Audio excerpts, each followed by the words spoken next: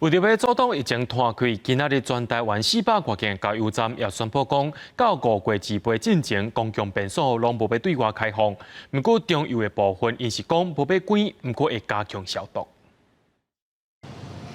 加油站的龙头，台湾石油公司全台湾直营的加油站就有600多间，即马便所要是有开放予民众做使用，也无要拍算甲其他的加油站同款，因为防疫先甲便所关起来。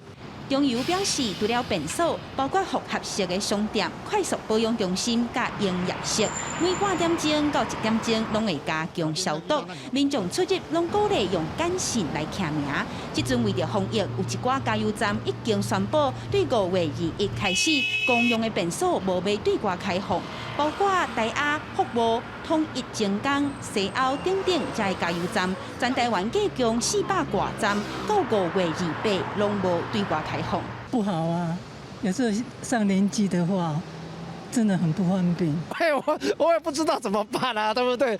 这个问题就要看怎么样政策啊，总不可能说在路边吧，对不对？ 阮将讲甲真无奈，唔知影未来若便所拢关起来，要如何是好？不过疫情继续滚价，各大速食业者，包括麦当劳、摩斯汉堡、顶呱呱、肯德基、必胜客等等，便所也拢无开放，便利超商也同款。希望疫情量早转好，减少对生活的不便。记者阿敏、林秀凯台北报道。